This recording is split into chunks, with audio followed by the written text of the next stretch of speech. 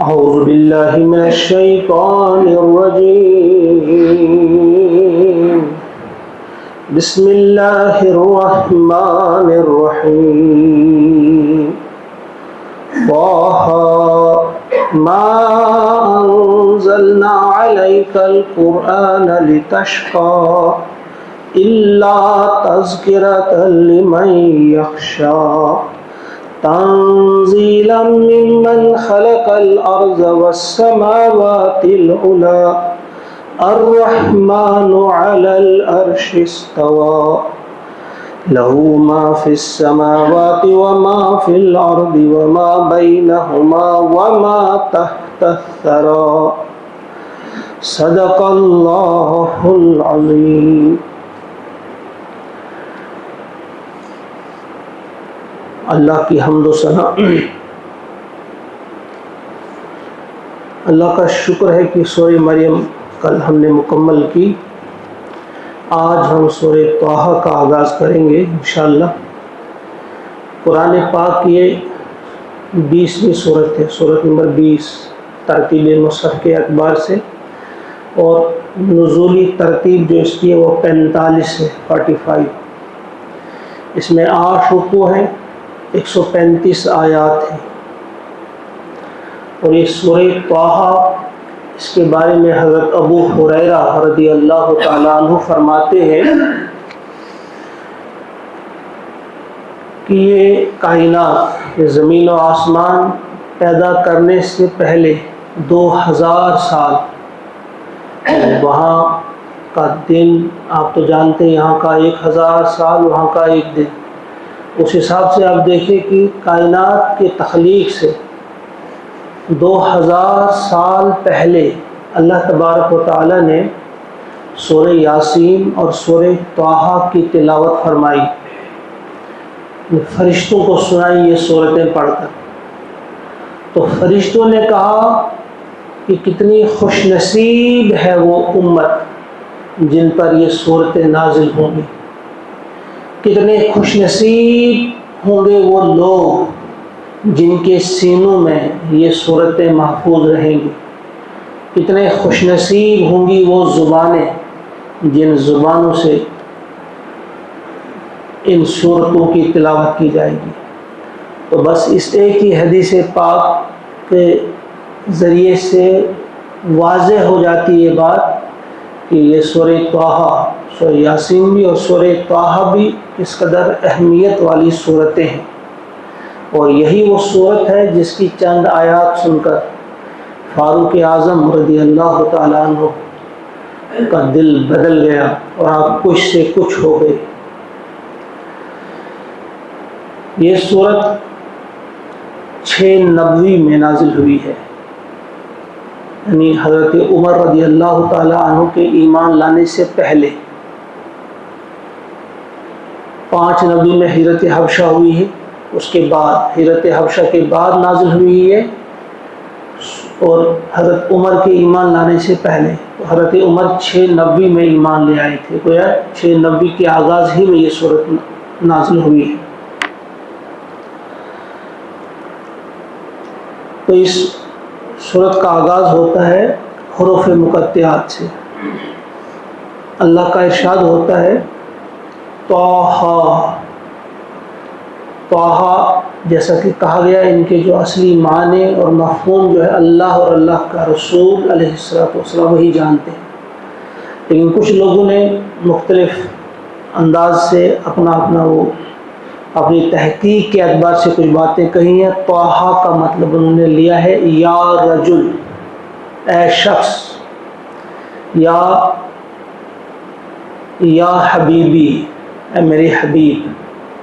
اور کچھ لوگوں نے کہا ہے طٰا سے مراد طوا ہے. 12ویں آیت، اسی سورت کی 12ویں آیت میں ہم طوا کی وادی کا ذکر آیا ہے جہاں نبوت عطا کی گئی حضرت موسیٰ علیہ السلام کو. تو طوا سے طوا ہے، اور ہا سے ہارون علیہ السلام، موسیٰ علیہ السلام کے بھائی جنہیں نبوت عطا کی اور مدد فراہم کی گئی حضرت موسیٰ علیہ السلام کو. بہرحال لیکن ہمیں یہی بات ذہن میں رکھنی ہے کہ اصلی معنی اس کے اللہ اور اللہ کے رسول ہی جانتے ہیں. کہ میں طٰہٰ ما انزلنا علیک القرآن لتشقی، ما انزلنا ہم نے نہیں اتارا، علیک القرآن آپ پر یہ قرآن، لتشقی اس لیے کہ تم مشقت میں پڑ جاؤ، یعنی تم پر مشقت یا تم پر کوئی مشکل ڈالنے کے لیے ہم نے یہ قرآن نازل نہیں کیا ہے۔ نبی اکرم علیہ السلام پر کس قسم کی مشقت جو قرآن اور حدیث سے واضح ہو جاتی ہے؟ ایک تو یہ کہ آپ بہت پڑھتے تھے، بڑی تکلیف ہوتی تھی آپ کو کہ یہ لوگ ایمان نہیں لا رہے، ایک تو وہ مشقت تھی۔ دوسری چیز یہ کہ آپ راتوں کو اٹھ کر بہت زیادہ عبادت کرتے تھے، پاؤں میں ورم پڑ جاتا تھا۔ کچھ مفسرین نے لکھا ہے جن ایام میں یہ نازل ہوئی ہے صورتیں، ان ایام میں صحابہ بھی حضور علیہ السلام ہی کی طرح بہت زیادہ راتوں کو اٹھ کر عبادتیں کرتے تھے اور بڑی مشقت میں تھے۔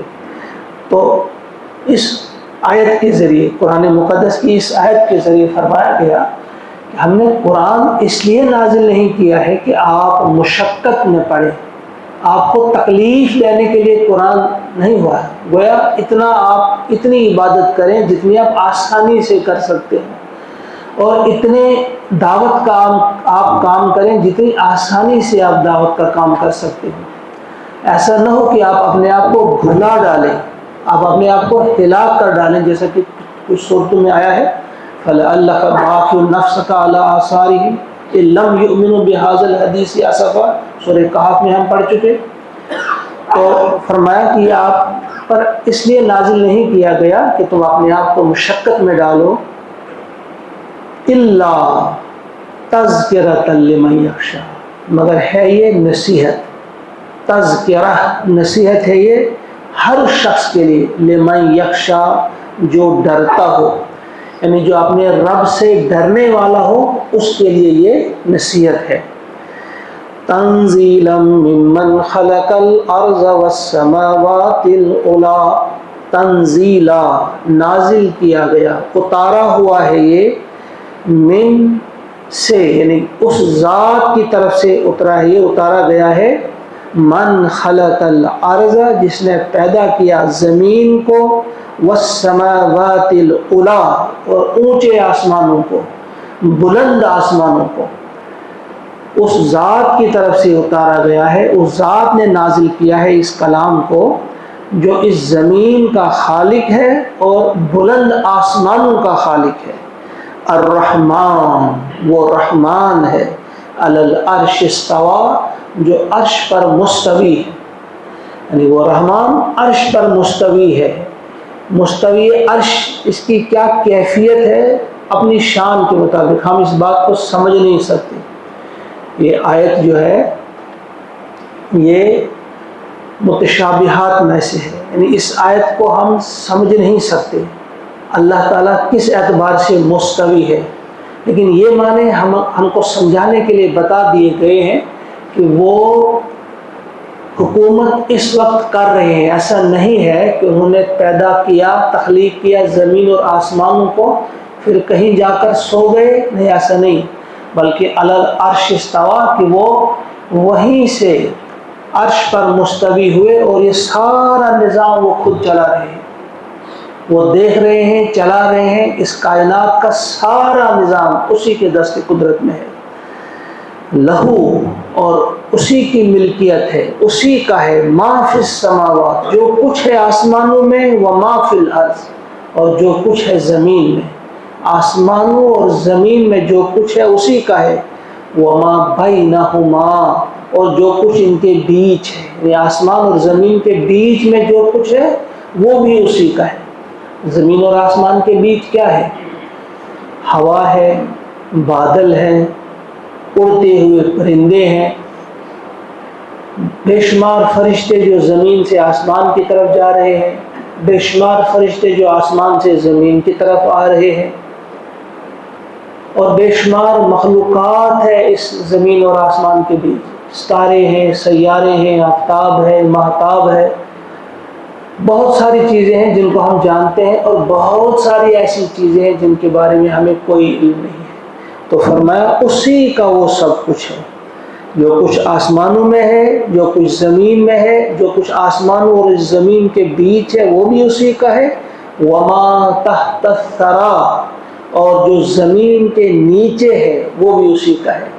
تحت نیچے کو کہتے ہیں، الثری سرا کہتے ہیں انتہائی پستی، انتہائی گہرائی کو کہا جاتا ہے سرا، اس کے لیے استعمال ہوتا ہے۔ سرا گیلی مٹی کو کہا جاتا ہے، تو یہاں مراد ہے انتہائی گہرائی۔ جس طرح سریا انتہائی بلندی کے لیے کہا جاتا ہے، سریا سے سرا تک، سریا انتہائی بلندی کے لیے اور سرا انتہائی گہرائی اور پستی کے لیے۔ تو فرمایا جو کچھ زمین کے نیچے ہے وہ بھی اسی کا ہے۔ وَإِن تَجْهَرْ بِالْقَوْلِ، اور اگر آپ پکار کر کہیں گے، آپ کا قول جہری قول ہو رہے، زور سے آپ کہیں، بات کریں، پکار کر کہیں، فَإِنَّهُ يَعْلَمُ، پس بے شک وہ جانتا ہے، السر، سر کو بھی، وَأَخْفَى، اور نہایت پوشیدہ چیز کو بھی۔ سر بھی راز کو کہتے ہیں، خفیہ چیز کو ہی کہتے ہیں سر، اور اخفا بھی کہتے ہیں پوشیدہ چیز کو ہی، لیکن اخفا جو ہے سر سے بھی زیادہ ابلغ ہے، زیادہ بلیغ ہے۔ سر ایسے راز کو کہا جاتا ہے جو انسان کسی سے کہے، چپکے چپکے کہے، اور پھر اسے تاکید کرے کہ یہ بات آپ کسی کو نہ بولنا، یہ سر ہے، اس کو ہم سر کہیں گے۔ لیکن اخفا جس کے لیے کہا، خفیہ چیز ایسی ہے کہ جو ہم کسی کو بولیں بھی نہیں بلکہ ہمارے دل میں ہو، بس انتہائی خفیہ ہے۔ گویا آہستہ آہستہ آپ کسی کو بولیں، رازدارانہ انداز میں کوئی بات کریں، اسے بھی اللہ تعالیٰ جانتا ہے، اور آپ بات نہ کریں، کسی سے اس کا ذکر بھی نہ کریں، صرف آپ کے دل میں بھی ہو، اس کو بھی اللہ تعالیٰ جانتا ہے۔ گویا اللہ تبارک و تعالیٰ واضح فرماتے ہیں کہ تمہارا جو تم پر ظلم ہو رہا ہے، مومنوں پر جو ظلم ہو رہا تھا، جو ان پر مصائب ڈھائے جا رہے تھے، کہا آپ کہیں، آپ فریاد کریں زور سے یا نہ کریں، ہم تو جانتے ہیں آپ پر کیا ہو رہا ہے، آپ پر کیا بیتی جا رہی ہے، تمہارے ساتھ کیسا سلوک ہو رہا ہے، میں تو جانتا ہوں، جو آوازیں آتی ہیں زور سے کوئی پکارے میں تو وہ بھی جانتا ہوں، اور جو آپ آہستہ آہستہ بات کرتے ہیں وہ بھی جانتا ہوں، اور جو آپ بالکل پوشیدہ رکھتے ہیں اس سے بھی ہم باخبر ہیں۔ فرمایا وَإِن تَجْهَرْ بِالْقَوْلِ فَإِنَّهُ يَعْلَمُ السِّرَّ وَأَخْفَى اللَّهُ لَا إِلَٰهَ إِلَّا هُوَ، اللہ ہے، نہیں ہے کوئی معبود سوائے اس کے، لَهُ الْأَسْمَاءُ الْحُسْنَى، اسی کے لیے ہیں سب اچھے نام، یعنی ساری ہی اچھی صفات، نام اسماء الحسنى یا صفات دونوں سے مراد ہے، وہ اسی کے ہیں بھی اللہ کے سوا جو باقی نام ہیں وہ صفاتی نام ہیں، اللہ تعالیٰ کی صفاتی نام ہیں وہ۔ تو فرمایا وہ سارے ہی اچھے نام 99 ہیں یا اس سے بھی زیادہ ہے، ایک حدیث پاک میں آتا ہے 99 ہیں، لیکن اس سے بھی زیادہ کچھ الفاظ آئے ہیں، فرمایا کہ اللہ تعالیٰ کی صفات وہ گنی نہیں جائیں گی۔ لَهُ الْأَسْمَاءُ الْحُسْنَى وَهَلْ أَتَاكَ حَدِيثُ مُوسَىٰ، کیا آپ تک پہنچی، کیا آپ کے پاس آئی حدیث موسیٰ، موسیٰ علیہ السلام کی بات، موسیٰ علیہ السلام کی سرگزشت، موسیٰ علیہ السلام کا واقعہ کیا آپ نے سنا؟ یہ وہ صورت ہے جس میں تفصیل کے ساتھ حضرت موسیٰ علیہ السلام کا ذکر ہے، ان کا واقعہ پورا بیان کیا گیا ہے۔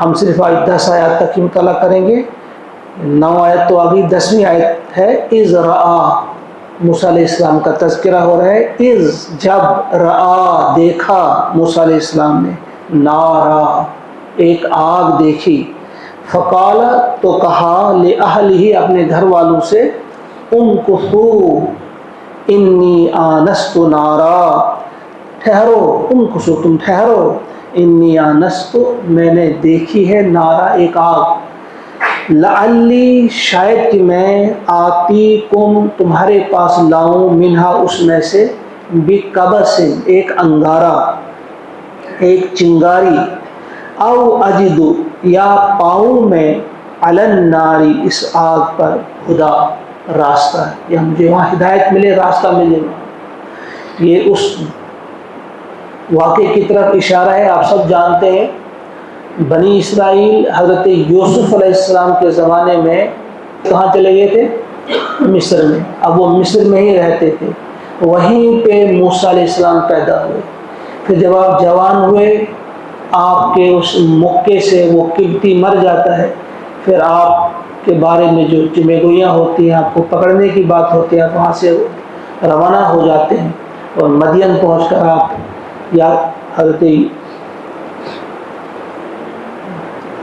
شعیب علیہ السلام کے گھر میں رہتے ہیں. وہ آپ سب جانتے ہیں واقعہ پانی پلانے کا. پھر انہی کی بیٹی سے آپ کی شادی ہو جاتی ہے.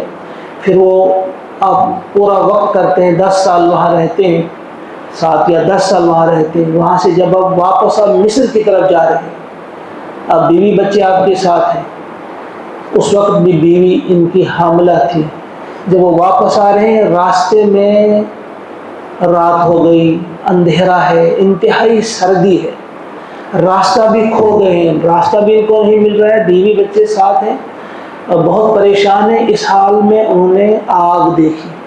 تو اس آگ کو دیکھ کر آپ نے گھر والوں سے کہا تم ٹھہرو ذرا یہاں پہ میں نے وہاں آگ دیکھی ہے تو میں وہاں جاتا ہوں وہاں سے ایک چنگاری لے آتا ہوں ایک انگارہ لے آتا ہوں پھر آپ اس سے گرمی حاصل کر سکیں.